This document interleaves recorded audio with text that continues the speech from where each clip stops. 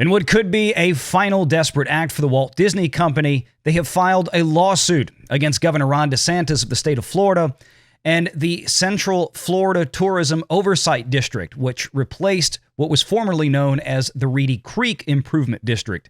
And I'm going to cover everything you need to know about this up to this point, including what I think is going to happen going forward. We've been covering this here on Valiant Renegade for over a year now, along with our friends like WDW Pro of ThatParkPlace.com, and of course, Andrew Esquire of The Legal Mindset, both on YouTube. As a reminder, Andrew has been an invaluable source of information as we have made our way through this over the past year, as Andrew originally hails from Florida, and his area of expertise in his legal practice was, believe it or not, special taxing districts in the state of Florida. Nobody knows this area of law better than he does, and make sure you check out his show tomorrow night, Thursday evening at 7 p.m. Central Standard Time. I'll be over there with Andrew discussing this in more detail, but for now, well...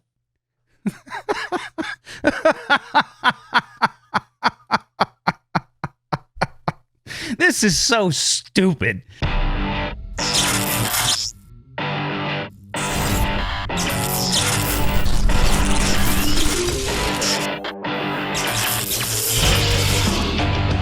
Renegade Online.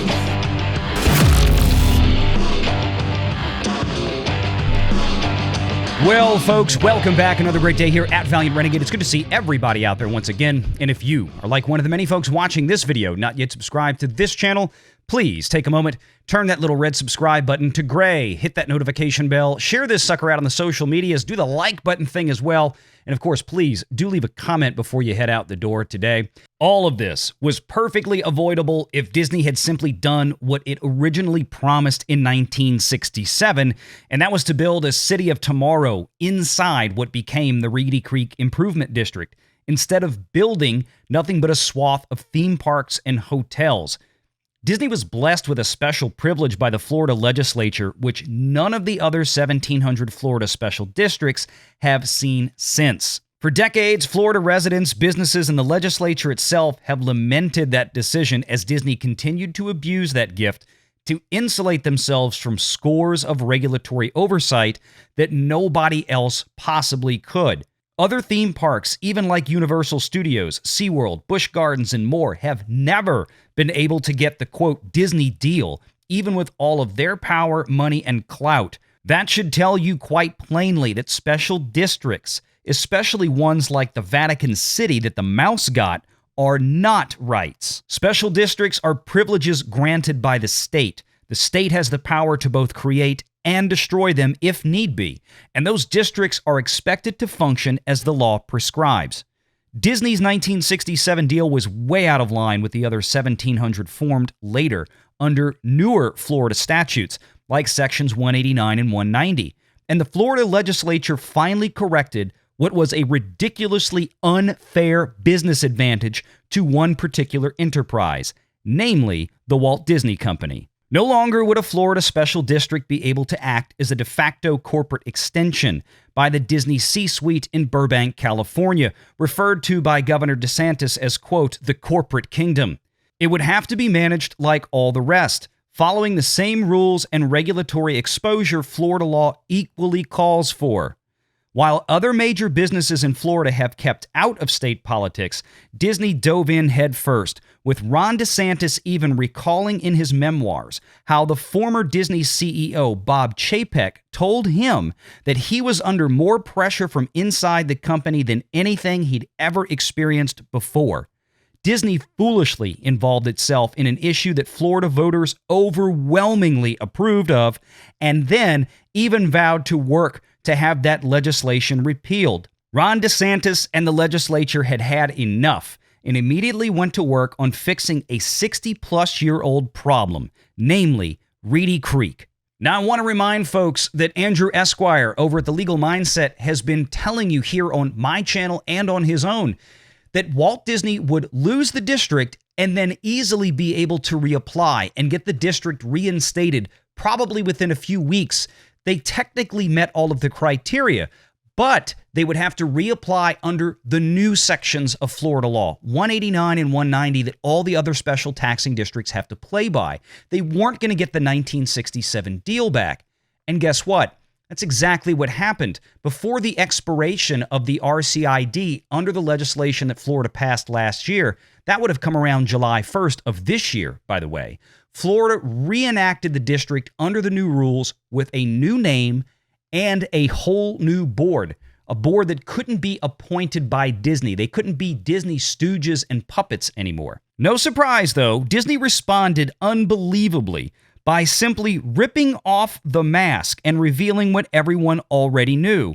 Disneyworld's top lawyer wrote a measure that he expected his Reedy Creek puppets to pass as ordered by the mouse, handing over total control of the RCID directly to Disney itself, which of course is exactly what they'd been doing all along anyway. The difference now was that they openly and brazenly thought they could codify it into the Reedy Creek Charter. Even an embarrassing email was released with the Disney World lawyer admitting that his name listed as the document's author would probably look bad if that ever got out. What absolute arrogance. Of course, Florida responded when the new board prescribed by Florida state law and appointed by the governor's office voted on Wednesday, April 26, 2023, to nullify that ridiculous agreement. Disney immediately responded with filing a lawsuit, claiming idiotically that their First Amendment rights had been violated, among others. The problem, of course, is that they weren't violated. The California-based Walt Disney Company spoke out against the Florida voters, not Reedy Creek, not the supposedly independent Florida special district that Disney World was in. You see the difference? Also, nobody, not an individual nor entity, has a right to have their own personal special district. Again, that's a privilege that the state legislature can grant or remove. And it seems particularly hilarious to me for Disney to cry foul about losing the very power they'd been utterly abusing for over 60 years. And so here we are, Disney's last-ditch effort to get a federal district court in Florida to side with their baseless claims about a First Amendment right that was never violated over a 1967 contract to which Disney never really held up their end of the deal. I have to wonder if Florida would just challenge the idea of Disney even having any legal standing on the First Amendment issue. Maybe if Reedy Creek itself had sued, this would have been more interesting. But Disney is now going to court to cry over having to play by the same rules as everyone else. Seems like a pretty bad defense to me. It's state laws that govern these districts, and it's state laws that can change them. Perhaps if DeSantis had issued an executive order by fiat, Disney might have something here. But I find it very, very hard to fathom that a federal judge would rule in any such manner as to suggest that the duly elected legislative representatives of the state of Florida somehow no longer have the power under law to govern an issue that is most certainly and constitutionally their own. In other words, a federal judge would have to rule that Disney and Reedy Creek are one and the same to find a First Amendment issue. That's a big problem right there in and of itself. Then, that same judge would have to rule that the legislature has no power to lawfully legislate property, regulations, and taxes in their own state. This entire lawsuit by the Walt Disney Company is one big gripe that they're no longer going to have their special privileges. They're not having any rights violated, at least none that we can tell. Again, Reedy Creek is not supposed to be the Walt Disney Company, and I find it fascinating that Disney, in this last-ditch effort, nowhere else to go, is openly admitting that they are Reedy Creek. It's amazing to me.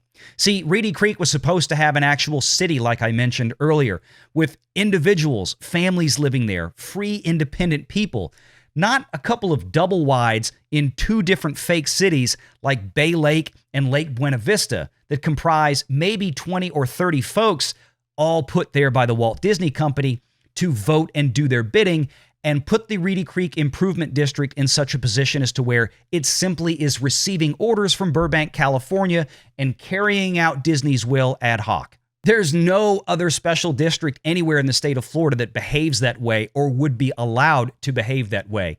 And as another reminder to what Legal Mindset has said here many times before, imagine the precedent this would set if this case were allowed to proceed in such a way as Disney would claim victory. That means that any private entity could come in and strike up a deal and effectively take over a special taxing district in the state of Florida at any time. That would be really crazy. But that's exactly what Disney is effectively asking for here. They've lost the 1967 pact. That's gone. The legislature stripped it. It was dissolved.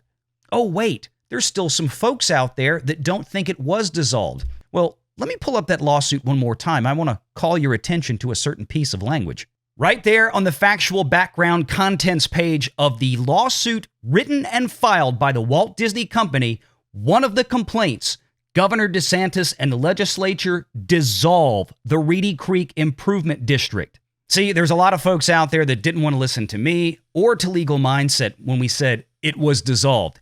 It was dissolved, everything but the boundaries themselves effectively and the debt that it held. All of that to be reformed under a completely new organization with a new name, a new board, and a totally new set of rules. That's what's in place, and even the Walt Disney Company admits that Reedy Creek was dissolved. Maybe Disney should have thought about all of this before they created this problem, and I can't stress that enough. Disney started this whole mess. And we'll cover that again in more detail with the Legal Mindset coming up soon. Make sure you leave your thoughts in the comments below. I want to hear what y'all have to say. Where do you think this lawsuit is going to go? Do you think Disney has a chance, or do you think this is going to be yet another wipeout for the House of Mouse? Everything up to this point as it's happened, we've given our thoughts on it based in fact and based in law as advised by Andrew Esquire. And to this point, absolutely everything has borne out to be accurate. I'm not going to always get everything right, but I do try my best, and I am not guided by pixie dust.